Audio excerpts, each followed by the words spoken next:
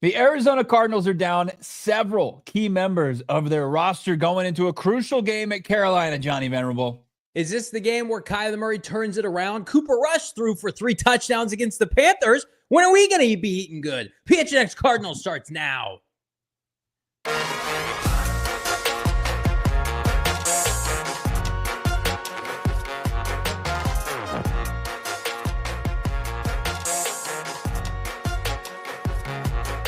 Hey, welcome in live from Studio K, presented by our friends at Circle K. It's the PHNX Cardinals podcast, your premier Arizona Cardinal podcast. Like and subscribe. Leave us a 5-star wherever you get your programming. Join us today with our presenting sponsor, Bet365. Download the app. Use the bonus code PHNX365 when you sign up. Choose your offer. Find out why, whatever the moment. Never ordinary with our friends at Bet365. I'm Johnny Venerable, Brack, Damon Dawg in Studio K. Hit us a follow. Hit us a like here on a Football Friday. Can the Arizona Cardinals keep it going? Eclipse 500 again for the first time since pre-bye with a win at Carolina. We're going to talk about that. The injury report, which, Bo, you alluded to, is robust. And how does JG feel? And does he like samurai swords, Bo Brock? He's actually confirmed not a samurai, so he is not in on samurai sword gifts like Joe Burrow gifted his offensive line. What's up to everybody in the chat? K2, Claymore, Jones, Caboose. How about Ozzy? Love to see Ozzy and Dylan Richardson. Good to see you. And so many more people in the chat. Happy holidays to you. Just a couple days away. But a big game in between for the Cardinals. Could they give us the gift of a collision course with the Rams a week from Saturday with a win over the Panthers? Or will they give us Cole and send this on our merry way into the 2025 offseason? We're going to find that out. It's a big game, not to be understated. And they've got some key players out, including left tackle Paris Johnson Jr. Paris missing his first game of his NFL career, is set to miss his first significant snap. Bo, we touched on it on Wednesday's show. You know, Paris has missed snaps, but it's when the game's been in hand. He's left the game, right? Yeah. So he got rolled up at the end of last week's win against the New England Patriots and subsequently has not practiced since then. So now Kelvin Beachum, grandpa, get out the walker for the ageless Kelvin Beachum. He's going to presumably start at left tackle. You know, I hearken back to several years ago. Kelvin Beachum was inserted into the lineup at left tackle against the Dallas Cowboys. Cardinals won that game in Dallas. I was there, and Kelvin Beachum played exceptional football that day against Micah Parsons and company. And can they do it again? That's what we're going to find out. Can Kelvin Beachum help keep this team's postseason hopes alive? I mean, the eyes are on the offense this week, are they not? Like, I think we're going to expect another quality performance by this defense that continues to overachieve. Like, here's where I'm at right now. As much as I love Paris Johnson Jr., you check immediately. Let's see it. Let's hear it.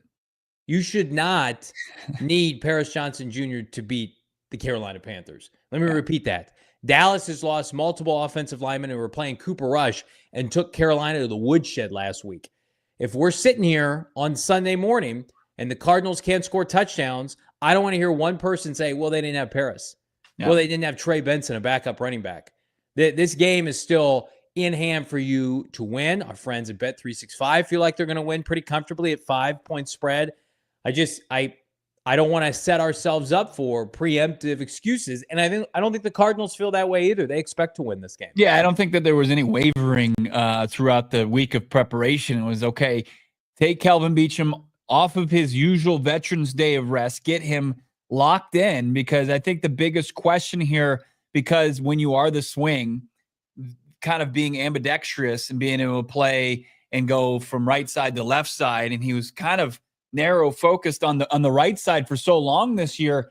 Can he just find that kind of that muscle memory that you kind of need to play that position at the left tackle spot? Like, there's nobody that strikes fear into your heart on the Carolina Panthers defense. So, like, Jadeveon Clowney's fine in the run game. He's really not like the biggest sack threat. I mean, still capable of doing it. If he's good to go, he's a full participant in practice. But Kelvin Beachum, like, he started at left tackle for this Cardinals team in the finale last year in place of the injured DJ Humphries, and I thought he looked fine. He looked good. He looked just as good as he did at right tackle this year. So it should not be a big pressing concern. Now it's like, it's one thing if it was just Paris Johnson Jr., but there's several key members out. Like, it's not just Paris. And I know we're talking about it primarily. Yeah, look at this unbelievable tweet from this guy right here in the graphic. I tweeted out key injuries and the replacements. Paris Johnson out, Kelvin Beachum steps in. Mack Wilson Sr. still in concussion protocol. You got Chris Barnes, who played most of the snaps, only saw one snap from Owen Pappoe. So didn't seem to be somebody that was going to play significant snaps. Trey Benson's out. And if there was ever a time to break glass in case of emergency for Michael Carter, it's this weekend. Expect him to be elevated. And then Jesse Luketa, don't expect anybody. I know they added somebody to the active roster. It was an Eiler. Yeah. But, the pass rush rotation was fine. Even with Luketa going down in the first series. Respectfully. Yeah, respectfully. I don't know if you're going to really miss Luketa. I think more of his impact was on teams.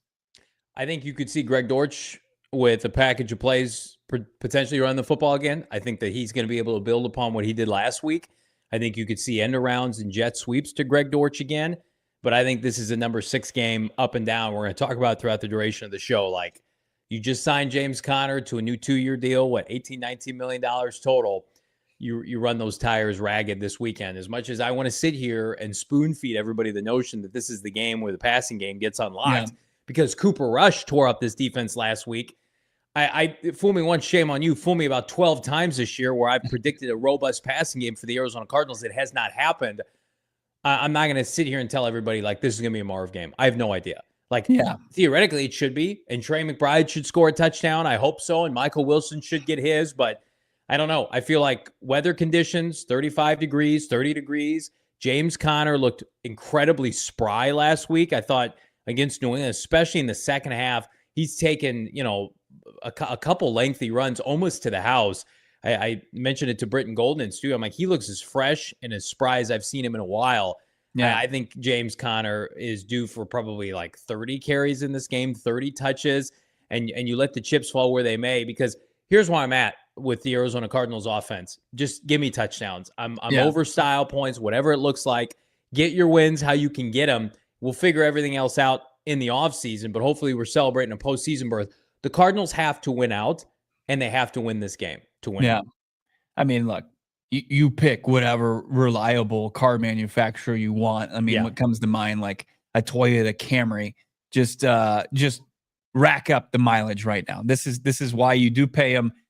He does seem like he's got some fresh legs, and then you can spry him with the guy who averaged over 6 yards per carry in a handful of games for the Cardinals last year in Michael Carter. And you can mix in some DJ Dallas if you want. That's all up to you. When I look at this Carolina Panthers defense and what they've given up on the ground, 2,400 yards on the ground, 19 touchdowns on the ground. They're not a good team. It's unbelievable. It's unbelievable. I mean, overall, statistically, like, you look at it as an opportunity. It's like, okay, we know we can run the football. We know we can kind of, if things get a little dicey, we can always turn around and hand the ball off to James Conner and get chunk yardage. Yeah. But I think that there does have to be an emphasis on trying to find some consistency, maybe kickstart this passing attack. It's just, if there's not another opportunity on the schedule because of the dwindling games left, but if you want to be able to kind of, with live reps, get this passing attack, any kind of semblance of on track before the Rams game. And I know you've had success in week 2. That was a long time ago. It's a different defense. This is it. This is it. And can you punt on a couple drives? Just, give yourself the opportunity to get, like, hopefully, like, you don't have, like, you're not punting on drives in series, because you'll find a successful passing attack. But if you're gonna risk it a little bit and get away and get into that uncomfortable zone, this is the game to do it. Trash Bryce Young, respectfully. Yeah. Chuba Hubbard and Adam Thielen. If you're Kyler Murray, you, like last week, cannot have the opposing quarterback look superior to you. Like, this Damon, should be, like, audibly gasped when you just rattled off those names. Like, that's the battery. Xavier Legette, who's been a flawed prospect, I admittedly loved during draft season. He is not playing this week. Yeah. And he's been inconsistent, but he has some sparkle plays this year. Thielen, who is, at the point where it's about washed. I mean, Garrett Williams with him underneath, like, give me Garrett Williams, Chuba Hubbard, who's a good player, not a great player, and Bryce Young, who, if you don't like Kyler Murray because of his stature, you really are not going to like what you see from Bryce Young this weekend. It'll be an indictment. I see this in the chat. K2 is a great point. If we lose, our team is not a serious team. Our issues will be bigger, and there will be some serious questions. Absolutely. I think, like, the Rams game, we're building toward it, and it's a litmus test for this franchise. But, like, we're going to be able to peel back that game. There are going to be a lot of layers to that game. This game is, you absolutely, unequivocally have to beat the holy hell out of Carolina. We talked about it before the season started. Like, this has to be a win. Playoffs or not, this has to be a game that you circle on your calendar. We're going to go to the East Coast. We're going to play in, suboptimal temperatures, and we're going to beat a bad Carolina team. I mean, it's the worst team in the NFL. Like, outside of the Giants, screwing around, the Giants at least have good line of scrimmage players. Like, Derek Brown, as Baldy mentioned, he's out. They're missing a couple pass rushers.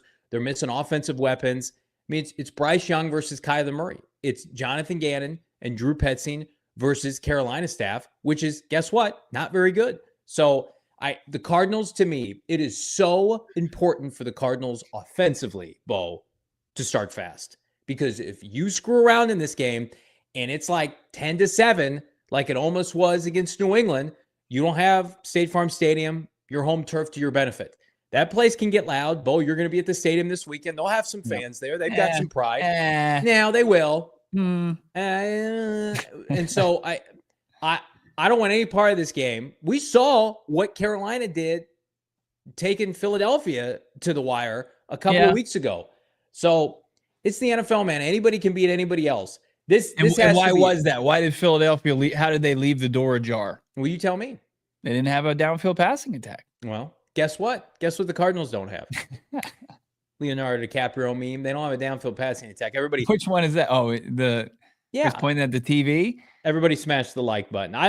Everybody's all in on Bryce Young. Like, it's relative. Like, his performance post benching is relative. Like, he's got 8 touchdowns to 6 picks, 60% completion percentage. He's averaging like just over time.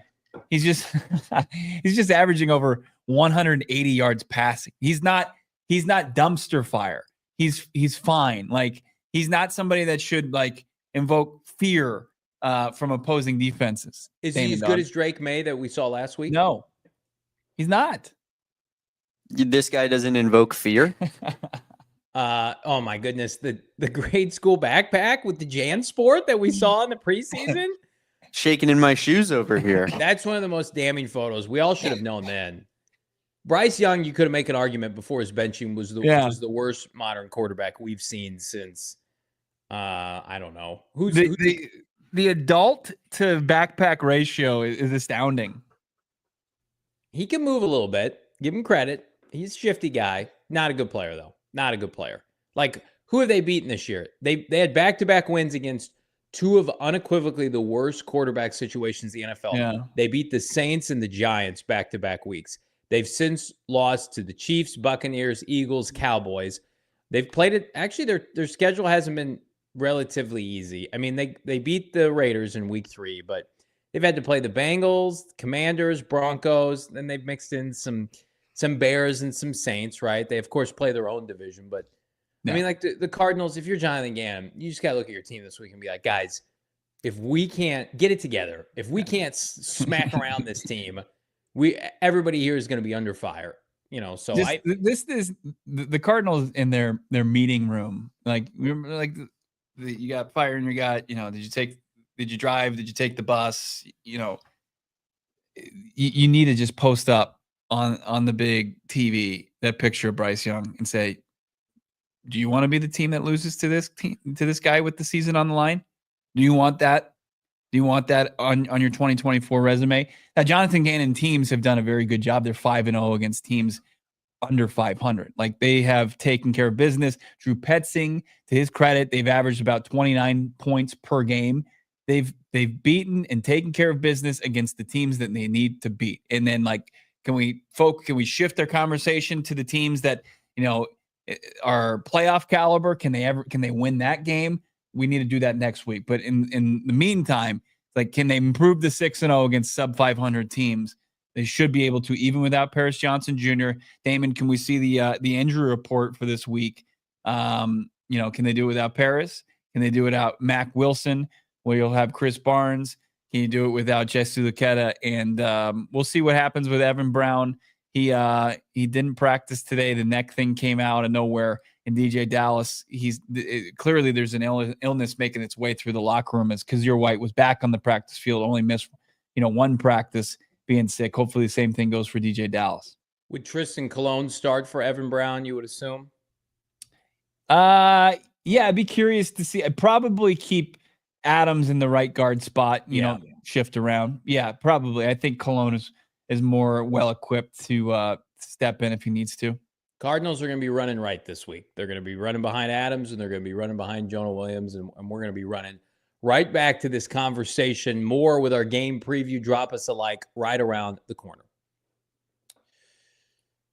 We mentioned it atop the show. Arizona Cardinals remain a robust favorite against Carolina. You can get all these bets and more right now at Bet365. I'm going to give you a little teaser of one that I love. I dropped it into our Bet365 game day bets, but I'm gonna blow my cover here. You can get right now plus 425 James Conner, Ball Brock to score in the first quarter.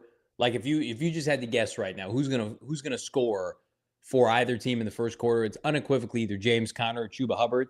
Plus 425 with our friends at Bet365 right now. Hammer that. And if you want to be a little bit precautious here, you want to be cautious as it relates to your money, you deposit $5 in your newly created Bet365 app with the bonus code PHNX365. You're going to get $150 in bonus bets. It's one of the greatest gambling weekends of the year. NFL action starting tonight. College hoops, the college football playoff. We've got bowl season rocking and rolling, NBA, and more. Right now, get on the action with Bet365. Never ordinary. Got to be 21 years and older, physically located here in the great state of Arizona. If you or someone you know has a gambling problem, wants help, call 1-800-NEXT-STEP, text NEXT STEP to 53342, or visit problemgambling.az.gov, Bo, for more info.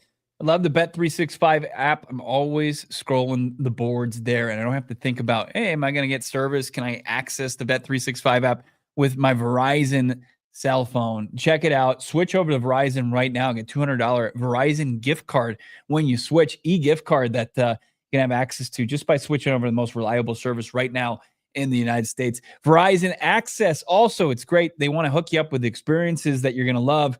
Teaming up with Verizon to hook you up with free Suns tickets. I know they took a misstep last night, but the Suns are looking to get right, and you should be there in person to watch it happen. Go phnx.com/Verizon for your chance to win four lower level seats to a Suns game January 12th, along with prepaid park. Just doing everything for it. Verizon's going to get you there, along with gophnx.com.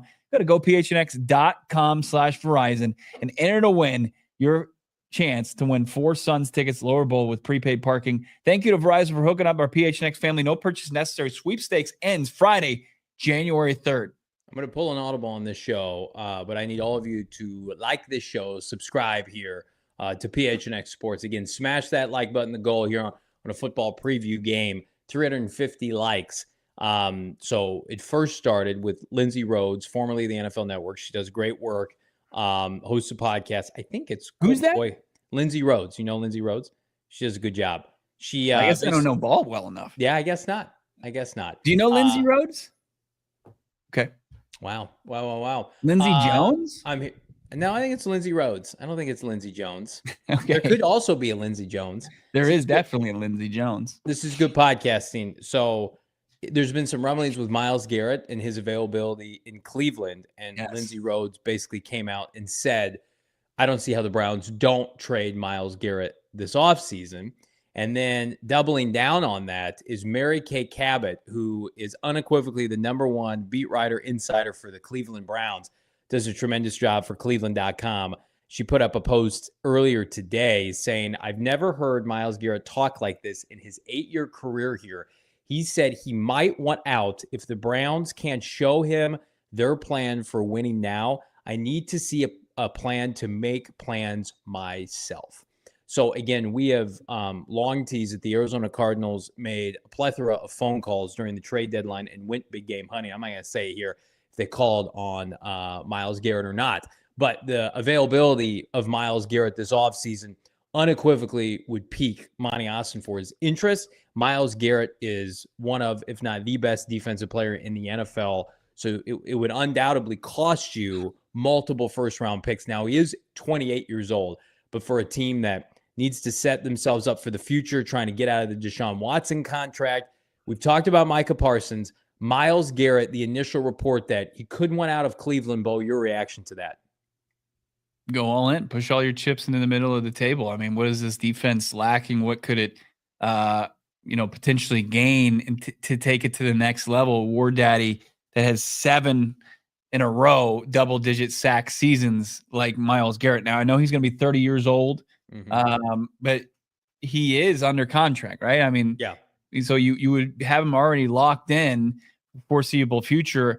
You've got the cap room to do it. I mean, it makes all the sense in the world. I think that, and I know they're not, a defense that really looks to their outside linebacker spot to be just that kind of primary, pin your ears back, get after the passer type guy. But I think this is the caliber of player you make the exception to. Like, is he going to go? Are you going to be able to drop Myles Garrett in coverage and do all the things that Jesu Luketa does?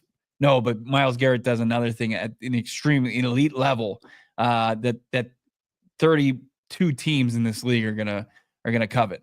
You wouldn't have concern, obviously. When they signed J.J. Watt, he was just over 30 years old. Myles Garrett's going to be 29 this offseason. Would you be concerned with the age with Myles Garrett? Because I think where Micah Parsons, at least to me, is more appealing, is although he's less productive, you can make an argument. He is younger. Myles Garrett's 29, soon to be, and Micah Parsons is 26, going on 27 years old. Would that concern you at all, his age, giving up premium draft picks? Or do you feel like his ability to come here, very similar, like I don't even know who to compare it to, like the defensive equivalent of like when Trent Williams went to San Francisco? No, I mean, I think he's under contract for 2 more seasons, right? Yeah. He's under contract for 25 and 26, and really relative to what the cap hit would be, it'd be a deal. The guy's making $19 and $20 million at a premium position. I just don't see any downside to this. And if the guy, like, if you want to make the debate, I mean, those would be potentially probably like the next 2 first-round picks. So you have them under contract on your roster and probably performing at a high level, barring any injury. That seems like it's worth the draft capital investment sent to Cleveland. Mm-hmm. And Cleveland's going to be looking to revamp their roster with the unbelievably atrocious Deshaun Watson contract that they have no wiggle room on because every single dime is guaranteed. So they're not only going to look to maybe get the quarterback position figured out in the draft and then help that quarterback, with the rest of its roster building, with being, your hands tied, cuffed because of Watson's horrible, horrible deal. That's what Rhodes said. She went on 92.3 The Fan, said the Browns have to trade Myles Garrett. They're in such deep financial hole because of Deshaun and have so many needs. And I just, at what point are the Browns going to win with Myles Garrett under contract? Like, it just doesn't seem feasible, right? Like, Myles Garrett watched Deshaun Watson play football, knows he can't play, knows that they're stuck with him, knows that there's no immediate solution. Like, the easiest thing for Browns fans is, well, let's take our first-round pick, let's take the Cardinals' first-round pick, let's take other picks, and either let's package them to go up for a quarterback, or let's start to rebuild this roster, strip it down. Nick Chubb just got hurt again. I mean, his career is being derailed by injuries. They don't have a lot of young talent anymore. That team was ready to win when they traded for Deshaun Watson, and he failed them, and they failed themselves. They played themselves with that deal. And so now, like, chicken's got to come home to roost. Like, they're the anti-Cardinals, where the Cardinals, they were in a position to win now and are trending up with young players, and they could say, we can, quote unquote, splurge on a running back and a safety because we feel like we've got these other positions, sans edge rusher, taken care of. So they can give Budda Baker, $19 million a season, whatever it is. They can pay James Conner what he owes. Whereas Cleveland, it's like they have to trade him because he's one of the last assets that they can move for spare parts. I mean, we're all gonna, just like all the other fan bases are gonna be looking at Micah Parsons and Max Crosby, who I know is done for the season, but he's 27. He's under controllable contract for the Raiders, and they're going to have a top draft pick, and they're going to want to help out whatever quarterback they select, probably Shedeur, right? Then Micah Parsons is already talking extension, and that seems like it's probably closer to reality than them dealing him. I mean, the Browns are just so backed into a corner, financially, cap wise, that and the age of Myles Garrett makes him expendable. Why not, trade those chips to return some draft capital? Because like, what is Garrett really going to do? You're going to waste his time, the rest of his prime, and you're probably not, like, after his contract's done, you're not going to have much, left in the tank as far as the player goes. So why not try to, use your best asset to create more to rebuild this thing? It's like the Mike Trout, right? You want to have a Mike Trout effect where you have a great player and you suck and you're irrelevant and no one cares about your brand, or you want to try to, I mean, like, you fumbled this Deshaun Watson situation so badly that the only thing that can really save you is the one golden goose that you have to sell it off and you have to get picks. Like, I think if Myles Garrett, ask you this, what would you prefer? You give up multiple ones. You're one this year and probably, who knows, next year. And who knows if that's the asking price come this offseason. Or do you go out and sign a guy like Reddick and then use your own draft capital to get a youngster in? Well, Gannonite 199 super chat in the chat just brought it up. Do you think we get Reddick in addition to Myles Garrett? Here's what I would do. Micah Parsons would be my first choice because of his youth. And his athleticism, I think you're going to get, I think, Chandler Jones-esque kind of seasons from Micah Parsons. I would be concerned about Myles Garrett age. Now, I wouldn't poo-poo it. The Cardinals have a lot of ties to the Cleveland Browns. Clearly, their offensive coordinator is from there. Jonathan Gannon originally grew up in Cleveland. Their strength and conditioning coach, their offensive line coach. Cleveland is littered on this roster. They have relationships there. They made a trade with Cleveland, for Joshua Dobbs. So here's what I'll say. My preference would be to give two number ones to the Dallas Cowboys and to sign Haason Reddick in free agency. And I think the Cardinals will absolutely be open to that. We have it sourced on this show. Haason Reddick wants to play football for Jonathan Gannon again. Haason Reddick, who has no leverage now, right? Lost money this year by not playing, figuratively and literally, now has to go in free agency and has to court a team to give him a deal. Well, what better place than I'm going to go play for JG and Nick Rallis next to maybe, hopefully, Kazir White again, and I'm going to rebuild my image on a one-year deal. I think you could get Haason Reddick on a one-year deal this offseason. I think the Cardinals will be interested, assuming that they can have a good sit down with him, expectations as to, like, show up to everything. But I don't think their first option is going to be Haason Reddick. I think their first option is going to be, and I've said this, we are leasing that first round pick right now. Do not get too swept up with it, whether it's 15, 17, 18, 22. Their ambition is, we have taken our medicine bow during this rebuild with 20 plus draftees over the last 2 years. We can splurge on one of these guys. But it takes two to tango. Jerry Jones could get stubborn. The Browns are a dumpster fire. Who knows with the Raiders, right? With Max Crosby even with the Cowboys, if they were to rebuild or retool or whatever, it's going to be another quiet offseason in Dallas, just based on a lot of their cap space is already invested in Dak and CeeDee Lamb. But like, even if they had to retool and have another down season, if they re-sign and extend Micah Parsons, his age is such to, like, on the other side of losing, he's going to be really good on the other side of that.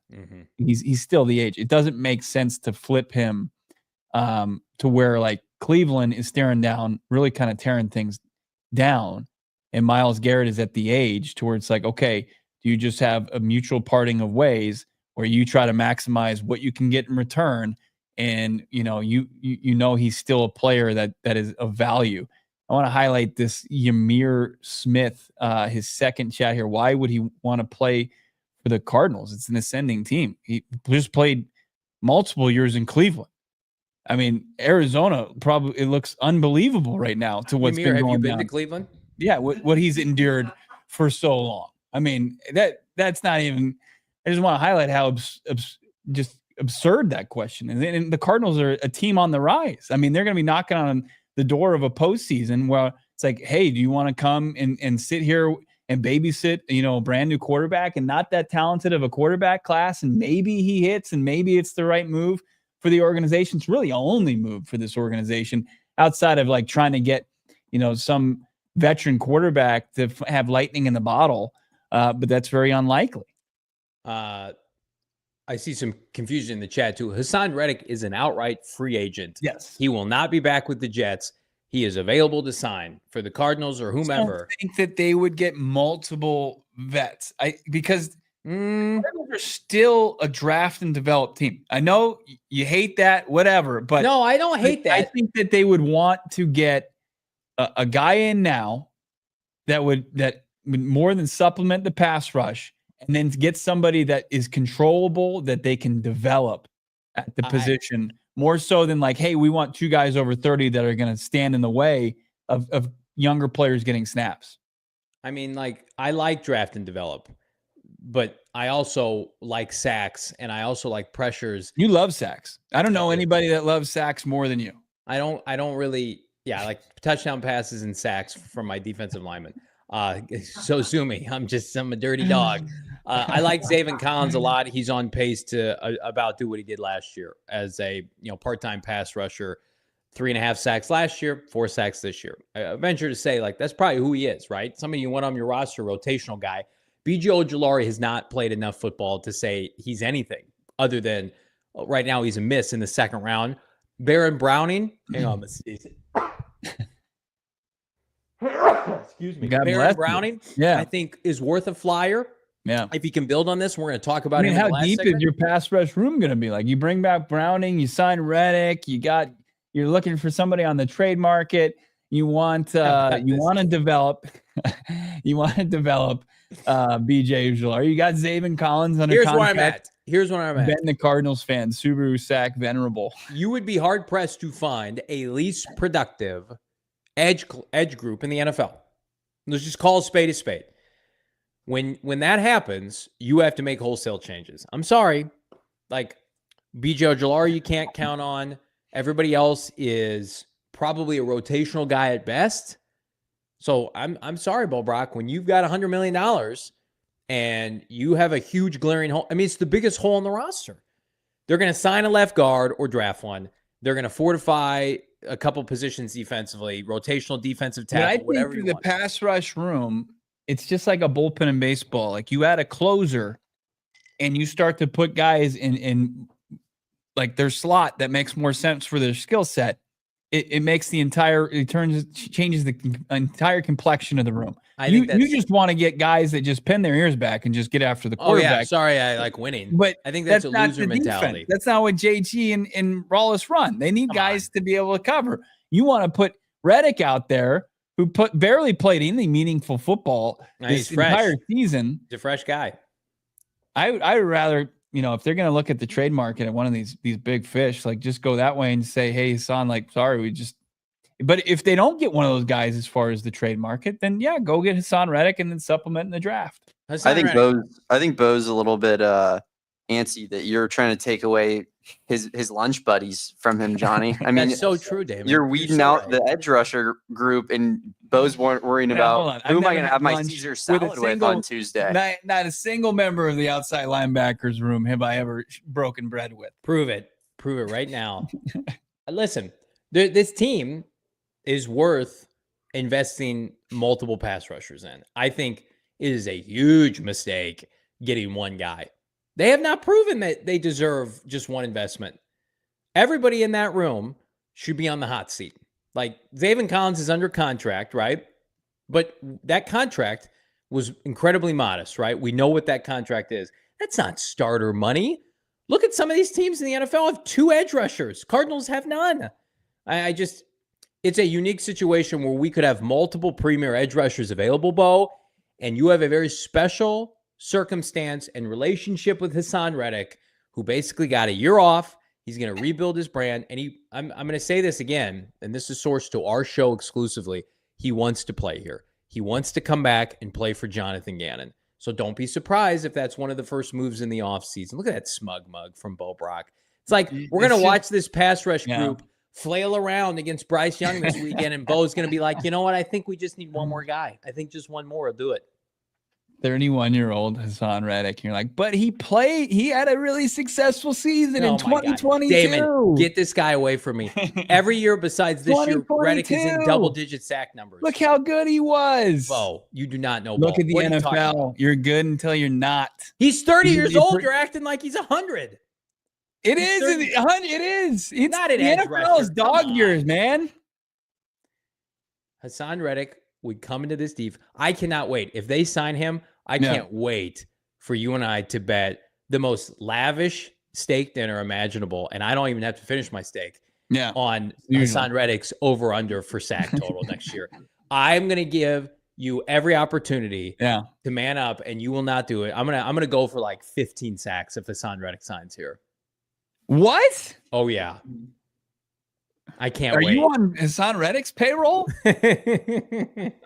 Everybody drop that a like. 14 and a half more than he has this season for the Jets. Bro, he has a half sack more than you and I. The Jets, bro, they got high school coaches. They got Aaron Rodgers, they got Quinnen Williams clogging up the middle of the defense, and Haason Reddick he should be able to just roll out of bed and fall on a quarterback, and he can't. He's doing it to the tune of a half sack that came on Halloween.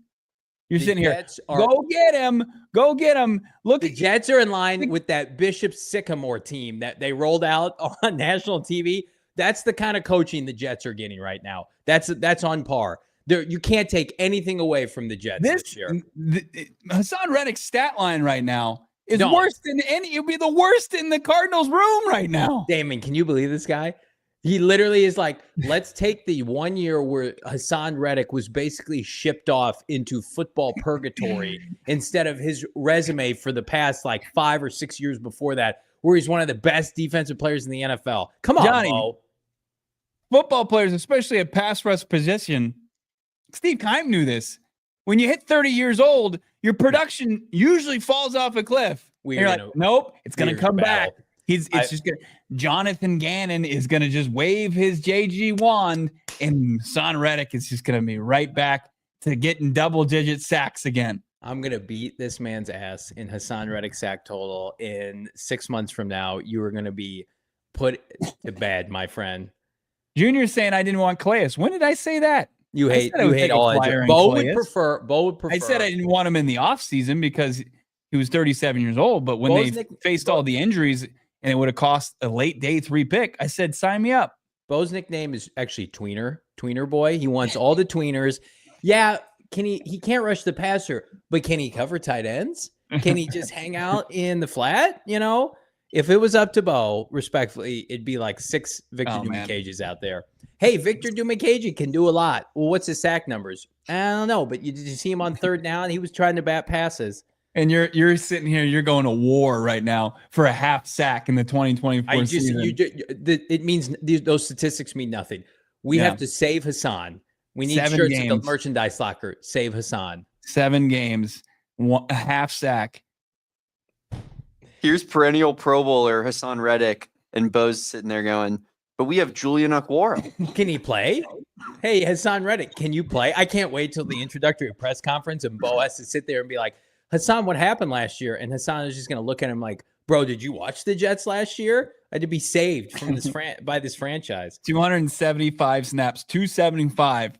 He's just out there running Peloton cardio on his treadmill. We need multiple players, multiple young players. It's called business decisions, Bo. He's making business decisions. He knows there's nothing to gain, and he knows he's coming to Arizona. We got all We're so late. We need a break. We got all offseason to talk about this, and I can be right every time against Bo Brock. More around the corner coming up.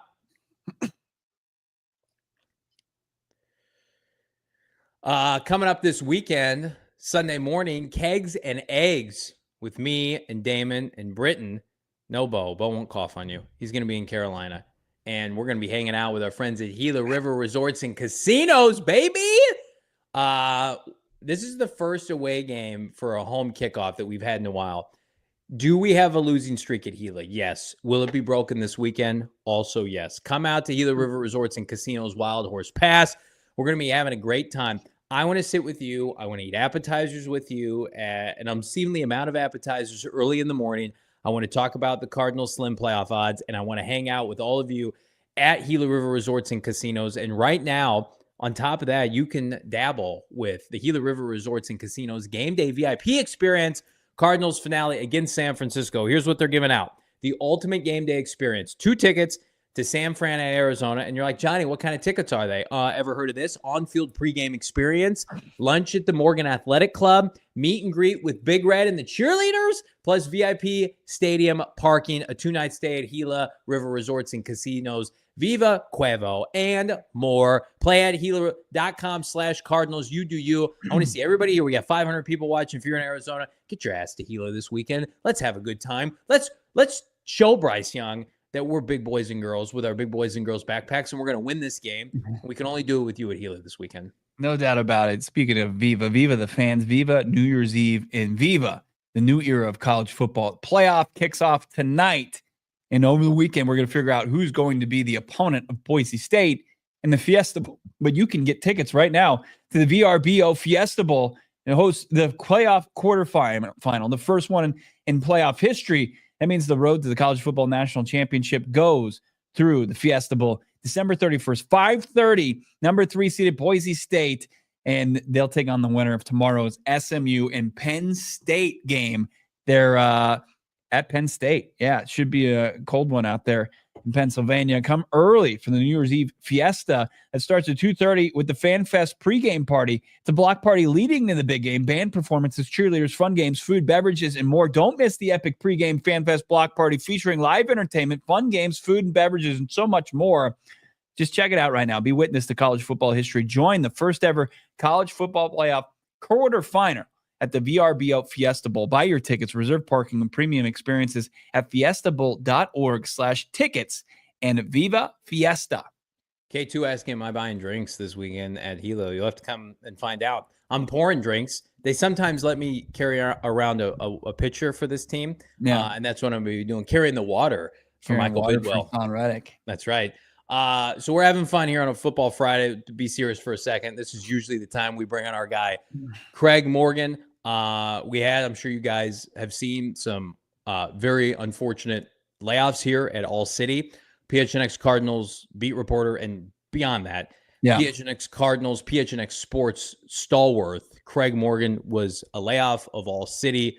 I hate it. It's very unfortunate. Craig was instrumental in not only our development, this company's development. He gave this company legitimacy. He was our marquee addition when the company started. I have learned so much from Craig. I will miss him every day. And outside of this, the worst part is we didn't get to work with him long enough on this beat, Bo. Yeah, no doubt about it. Got to work with him starting, closely, obviously, on the Cardinals beat at the end of OTAs, and then basically every day since training camp. It's already odd to not have him there at the Cards facility, asking the hard questions, getting in depth, and getting to see firsthand thorough, detailed work of Craig Morgan that we were all kind of grateful to see go up on gophnx.com and be in the Discord, chatting it up with all of you. Great work on the hockey beat for the Coyotes for so many years. Yeah, you'd be hard pressed to find anybody more respected in the market. This company, this community lost a truly great voice for the sports scene, and we're completely so thankful for Craig and all his hard work and everything he did for PHNX and beyond that. Yeah, follow him on Twitter. He's already teased out content coming up. I'm sure he's going to be writing soon, and I can't wait to read what's next for Craig. We love you, Craig. We appreciate you, brother, and this segment's for you. Everybody drop a like in this chat. Drop a like for our guy, Craig Morgan. He appreciated all of you. One of the things he always told us was how much he appreciated Cardinal fans ingratiating him back into the beat and how much he was enjoying covering the Cardinals with us this year, and that's because of all of you. So that's why we get to do the show every single day. It's prediction time here. Jumping in, going around the room, myself, Brack, Damon Dawg, predictions. I'm going to kick things off. Typically I'm humble and I defer to my peers, but not today because I feel passionate about my picks. And here they are. Offensive player of the week this week. I teased it, James Conner. Again, until Drew Petzing gives me a reason to believe this passing game is going to tee off, I'm going to punt on it collectively. I hope the Cardinals don't punt. This is a game where James Conner, you have to just kind of let him grind it out, get a win any way you can. I thought he looked exceptional last week. I think the first drive is going to be very similar to all the way back in week 1 against Buffalo, where he could touch it damn near every play.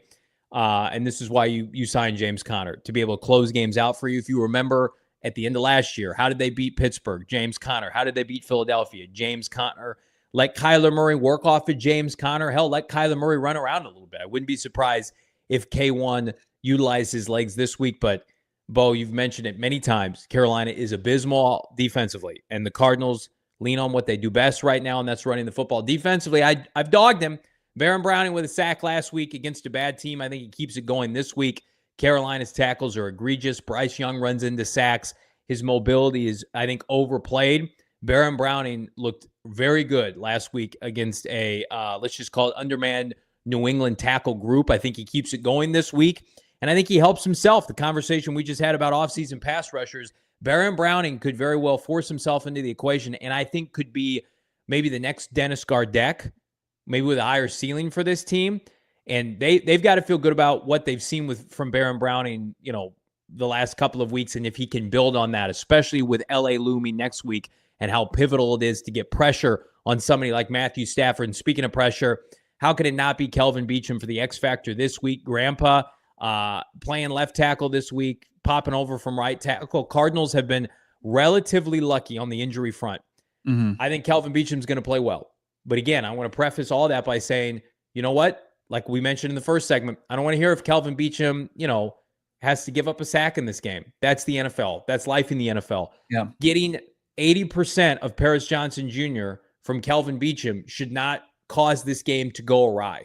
If you're Kyler Murray, if you're Drew Petzing, if you're James Conner, etc., you ought to be able to function with Kelvin Beachum. How many teams would kill for Kelvin Beachum? From what we've seen, the dismal tackle play in the NFL. You got Sam Darnold out here throwing 3 or 4 touchdowns a game with backup tackles on both sides of the ball. People are trading for backup tackles midseason. Cardinals have been spoiled. They've been lucky with the health of their offensive line. Beachum has been a godsend. Beachum also, Brock, has been on the bench resting, getting his body right for this next opportunity after he was benched subsequently for Jonah Williams. I think we'll see a very good game from 68 in what could be the last time Kelvin Beachum plays on the field as a member of the Arizona Cardinals. So I'll go with Beach as my X factor. Pretty shameless, gross predictions, chalk. You can call it. I mean, that's what I would say. I think you've had Baron Browning since they've acquired him, despite, being outspoken on Baron Browning in your predictions every week since. Well, it's called motivation. Ever heard of it? Baron Browning, you have no impact on how Baron Browning plays. I love how Johnny just needs to see one sack, and all of a sudden he's like, "We should bring Baron Browning back." I'm saying let's see if you can build on it, young fella. Let's go. Let's go. The James Conner thing, I wanted to give the audience more insight than just saying, "Hey, we know the Cardinals can run the ball." Like if James Conner has the game that you picture him having, that he very well could have, you're going to be upset on the post-game show. I know that, right? Am I wrong by saying that? Say it one more time. If James Conner is the offensive star in this game, you're going to be upset in the post-game. No. You were upset last week. I'm going to know what's coming against the Rams, but I'm going to be happy that the Cardinals won. But I'm going to think that maybe this is the last time they win a game this year. Sure. Why can Cooper Rush throw for 3 touchdowns and the Cardinals can't? Answer me, Bo. Yeah. Answer me. The last 5 of their 6 games that the Carolina Panthers have played, they've given up a 100-yard rushing performance. The only team they didn't give up surrender 100 yards to a single back was Kansas City. You remember Kansas City had to sneak that one out. So when Kareem Hunt was he's 100 years old. They didn't 16 carries, 68 yards. But you had 155 from Alvin Kamara. You had 152 from Bucky Irving, 124 from Saquon. He had 149 from Rico Dowdle. So should be a big day for James Conner. Yeah. Here's what Carolina's doing. They're tapping out. They're trying to go to Cabo. Send their asses to Cabo. Get James Conner going. Work off of play action. Don't give him hope though. Number one team in fantasy football as far as points to the running back position, the Carolina Panthers. So those who have James Conner rostered, you should be in a good spot. All right, Damon. You want to go? You want me to go? Yeah, I'll go. All right. I feel like I always go last, so I'm gonna go ahead and oh my God, Damon. First here in front of Bo. Trey McBride, offensive star, caught everybody off of guard. Trey McBride, best player on the team. Going to say it every week. Just going to keep saying it. Feed him the rock. Kazir White, this feels like a game where I feel like the Panthers are definitely a run-first team with Chuba Hubbard and how he's played this year. This feels like a game where we're going to check the box score at the end of it, and Kazir White's going to have like 14 tackles. I get the vibes of that. And then Johnny, similarly to your Kelvin Beachum pick, I'm taking Tip Ryman here as my X factor because, no Paris Johnson, maybe some extra blocking on the outside from your third string tight end who continues to have a big role in this offense and really play better and better every week, I'd say this season, Bo.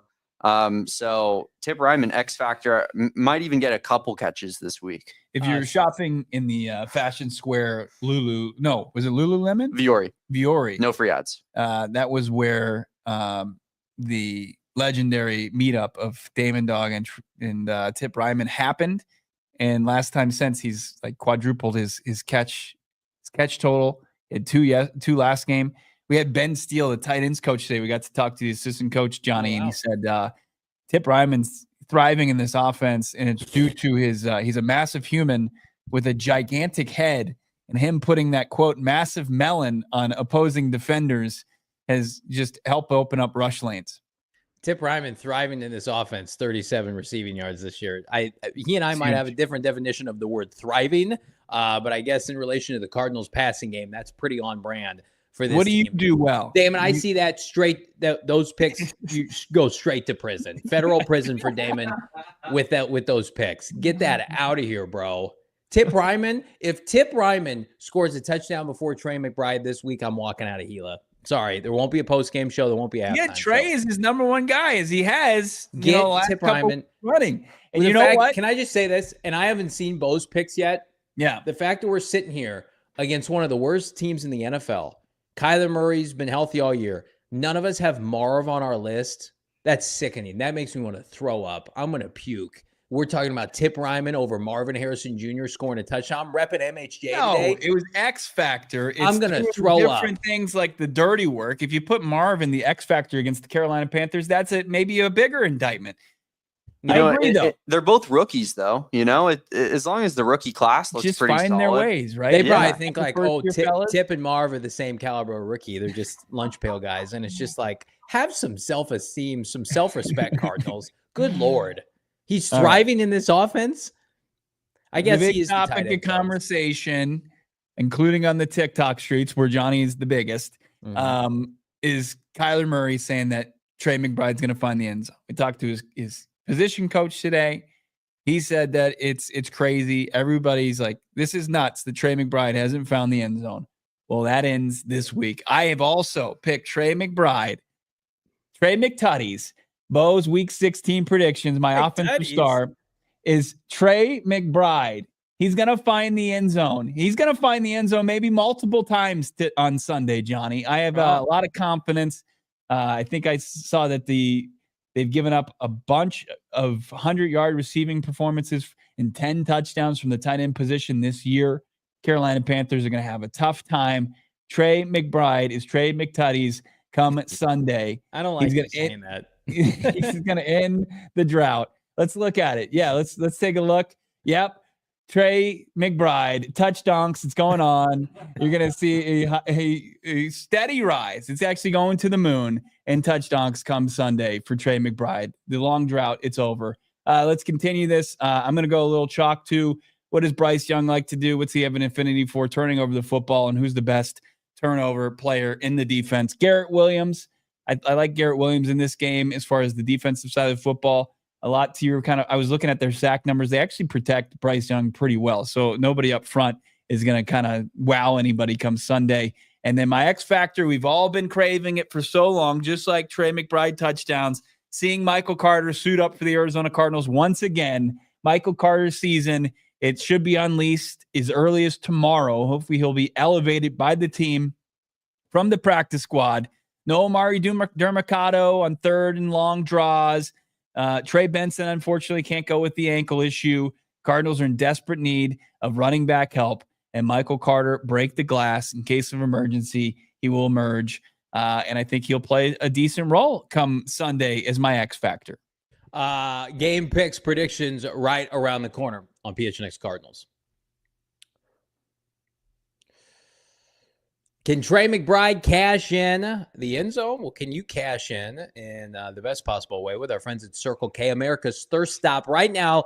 Join the Inner Circle for free. It's the new membership program. All you got to do, enter your email, phone number to be fully enrolled. After that, phone number gets you the deals on deals to save 25 cents per gallon in your first 5 fill-ups, 3 cents per gallon every single day. That stuff adds up, right? You like saving money? You like elite deals? How about this one? 79-cent Puller Popper Froster. It's 80 degrees here in AZ. I need to cool off with a big boy Froster for just 79 cents. Bo and Damon, join the Inner Circle for free by downloading the Circle K app today. Terms and conditions apply at participating locations. Visit CircleK.com for more details. Our guy Michael Wilson, he loves Circle K. He's a big ambassador of them. Maybe he's going to have a touchdown this weekend. 79-cent Polar Popper Froster. Scan that QR code if you're watching with us on our streaming partners, Bo.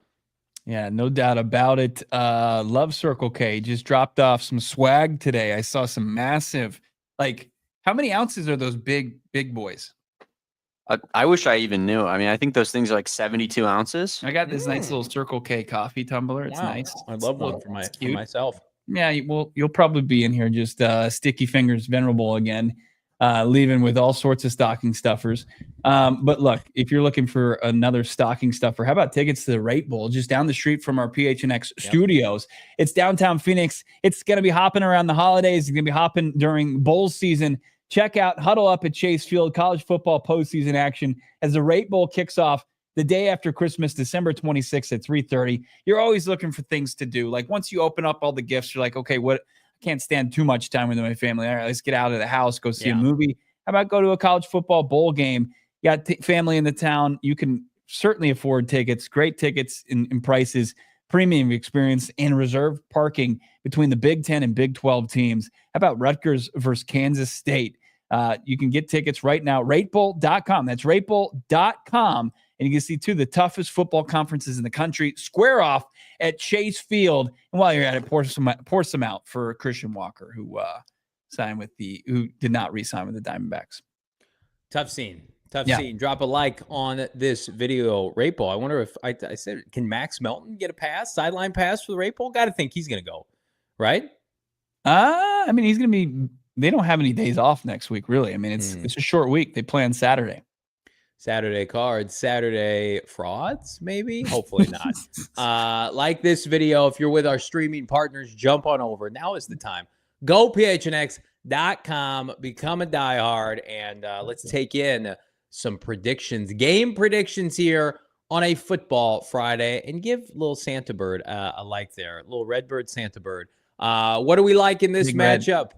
Big Red, let's do it. Big dub for Arizona. Let's check out these predictions. Damon Dawg, around the horn here. I am a little bit more cynical than my two co-hosts because I have a little bit of a concern. I don't know if you guys know this or not, with the Cardinals passing game. And could this limit what the Cardinals do offensively? And I think we're going to know the pulse of this game from the first about 5 minutes, whether Carolina is tapping out for Cabo or if they're going to put up one more competitive outing this year. Say what you want about the Cardinals and their home blowouts. They have not blown out a team on the road this year. Most of their road games that they've played and they've won have been close, dating back to the win against the Miami Dolphins. So I think the Arizona Cardinals win a close one. It may not necessarily be this close like the score would indicate. Maybe like Carolina scores last minute, they pull it within 3. But I have respect for Carolina, although my co-hosts seemingly do not. Yeah, Jonathan Gannon's coach team so far have done a really good job against lesser opponents. That's part of the why they focus so much on their process and having that dialed in. 31-6 against the Jets, 29-9 against the Bears. Most recently, 30-17 with a couple garbage time scores from the Patriots. Those games have not been close. And tip of the cap for the Cardinals, being 5-0 against sub 500 teams. But I do appreciate your point. I mean, this is really the first bad opponent that they've faced not at State Farm Stadium. Yeah. What's that going to look like? And going across the country now, I think they're trying to take a little bit of that out. Like they're traveled today instead of on Saturday, trying to get a little bit acclimated maybe to the time change, to the weather. So they'll just have an extra day's preparation there in Charlotte. Hopefully take the edge off come Sunday. But I feel confident. Would I have him 31-16? Cardinals winning this one, walking away. And Damon, you pretty much had the similar outcome. Yeah, I'm kind of in the same spot. I trust this defense a lot. I trust Jonathan Gannon and his coaching staff to have the team prepared against a inferior opponent. Like you mentioned, the Cardinals seemingly take care of business under Jonathan Gannon when they play a opponent that they should beat. So I have confidence that the team's going to be able to just kind of run the football and get an easy win out of it. 27-17. Yeah, I want to believe. How are the Cardinals scoring points? Let me ask you both this. Bo, I'll start with you. I think defensively, we know the formula. Force Bryce Young into uncomfortable situations, maybe force a couple turnovers, strip sacks. When we look up at this box score, Bo, you're going to be in the game in Carolina this weekend. You're going to have all the elite coverage from Carolina. What's it going to look like offensively? Give me a game prediction offensively. I think you go kind of Jet style, right? I mean, spreading the ball around, but also getting the rushing attack really involved early and often. That was one of your better offensive performances of the year. Kyler Murray was on fire. He only had 2 incompletions in that. So it was more efficient than anything instead of, spreading the ball around and getting chunk yardage from Trey and Marv in Miami. I think that your scenario, your final score could be a product of them trying to kickstart things in the passing game and having to play a little bit closer of a game. But if they get it going offensively, like I don't really have this Carolina Panthers defense does not, it's not imposing in any way. They give up a ton of points. I mean, they've given up the most points in the NFL. They've given up 418 points in the NFL. Like if you can't get right against this offense, then I don't know what to tell you. So, I know this isn't like analytical football breakdown, but I did see that the Panthers are 32nd in points given up to fantasy running backs this year, which is usually an indicator of just, general success of a running back against a team. And it puts a lot of confidence in me that James Conner's going to have like 100 yards and minimum 1 touchdown. Okay, guys. You really have like a concern, like that big of a concern against this defense? Well, the Cardinals last week against New England at home. Does everybody remember how that game started? The Cardinals were leading 13-3.5, and then they had a field goal. They punted. The Patriots had an interception, and then the Cardinals scored 2 consecutive touchdowns. But they didn't really start scoring touchdowns, Bo, until late in that game. And their only other touchdown was a fumbled recovery from Evan Brown. So I'm very cynical. But I mean, they moved the ball. But I don't care about that. I care about scoring touchdowns. I don't get the sentence. I don't know. I don't know why. What do you mean you don't know? Against Carolina? With the scenario that you described, I could very well see playing out again in Carolina. It's like you're not going to have to deal in a hostile environment. You talk about the team going on vacation. The fans went on vacation a long time ago. They don't support remember they had the game last year where you could get in for, I think they were paying you to come to a game at one point last year. It's still not getting in to your home stadium, the area where you practice in, this you had training camp. Is a team where you could F around and you could still come away with it. What? Bro, they almost beat Philadelphia. And I say what you want, and I'm going to make this as clear as I can make it. Mike McCarthy, who we all think is a big, dumb buffoon and could be fired, is a significantly better offensive mind than Drew Petzing and took advantage of Carolina's defense last week. and had 3 passing touchdowns. It is an indictment if the Cardinals come out this weekend and can't throw the football. And the Dallas has one of the worst defenses in the league, and they Bryce Young look. We're like talking about the offense. The opportunities are going to be created in so many different areas against this horrendously flawed football team that for some reason I'm shocked at like how skeptical you are right now. Well, like, dude, the Cardinals people are talking about how feisty Carolina is. And they've given up 30, 26, 22, 30. They can in a bad game they get to 22 and Carolina can barely score enough. The Cardinals do not take the football away. Okay, they don't have a Micah Parsons against good quarterbacks. Well, I mean, did they pick off Drake? They had an interception of Drake May last week, but that bounced off a receiver's hand. So I guess theoretically that could happen again. But like I don't love like Bryce Young turns the ball over. Sure. I don't love this combination. I don't love this combination for the Arizona Cardinals. I don't think that we can just, with how dismal the offense has been post by, think that they're going to go on the road and blow a team out. I just don't think that that's realistic. Have you watched them offensively post by? They're not blowing anybody they scored out. 30 points last week. No, that was fool's gold. They're going against the worst rush defense in the league. 170 yards per game. 170 per game. Well, they could be down 2 offensive linemen. I'm trying to be realistic, bro. If we're sitting here, I think this is just. You think I'm being pessimistic? This is irrational fear. Show me a passing game this week. But you don't need one to beat Carolina. Okay. You know how bad Carolina is? I don't think you understand how bad Carolina is. I guess not. Hit me the numbers. Hit me with the numbers. I guess dead last. In what? Total defense?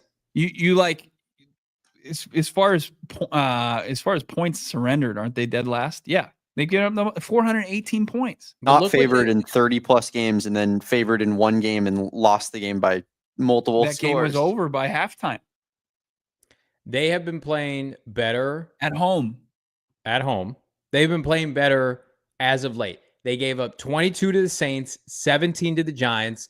They were competing against the Chiefs. They lost by 3 points to Tampa. The Eagles barely beat them. Last week was the first kind of fallback game for them. I'm trying to condition everybody. Like, don't expect this to be a blowout. I don't know how we can sit here and be like, the Cardinals are going to blow them out. The Cardinals don't blow teams out on the road. And Carolina, more often than not, second half this year has been a good home team. I also just don't think the Cardinals have the goods to blow teams out on the road. They have no pass rush, and they don't have a big play explosive offense. To blow people out consistently, you got to be able to score points quick. And the Cardinals just don't do that. You have to overwhelm them. And that's what I'm saying. If the Cardinals screw around in the first quarter, Bo, and it's like a 3-7 game, and then you give that team confidence they can play for 4 quarters in their building. I'm shocked the conversation we're having right now. I think most people this is turned. Okay, Bo Brock, what happens? They just scored 30 points, had 400 yards of total offense. You're like, how are they going to score against the worst defense in the league? Okay, Drew. You're quoting yards like Drew Petzing. You had a fluke touchdown. I quoted points too. You had 2 rush. I think James is going to get his, but I also don't think it's. I don't think it's as realistic as we make it out to be a complete blowout. And last time they played an under 500 team on the road, they put up 27 points. Well, because they could throw the ball. They threw the ball. Let me ask you this: what happens if the Cardinals lose this game, hypothetically? Because we're not going to be able to talk to you until post game, and you're going to be in Carolina. Yeah. What's the repercussions of Kyler Murray and Drew Petzing and Jonathan Gannon losing this game? I think it's going to be discussed across the board. Could it lead to massive changes? Could this have a ripple down effect? This game. Why is he caps locking me saying Bo Brock Kyler can't play in cold weather when he's 3-1 and temperatures under 45 degrees? If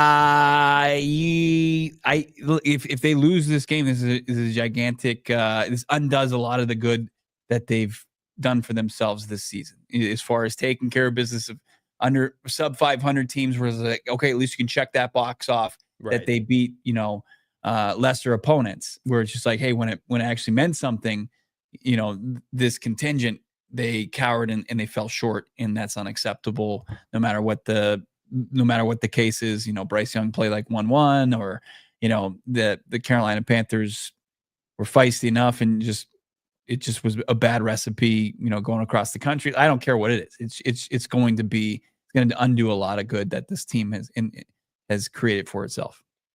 Hell has no fury like a fan base if you lose to Carolina this late in a rebuild. Reezy Baby, $2 super chat, says point blank, just win season, just win this weekend. Stay alive, go Cards. Thanks, PHNX. Well, thank you, Reezy Baby. Reezy. We appreciate you. Love that from Reezy Baby. Thank you so much for the $2. Turtle Trolls.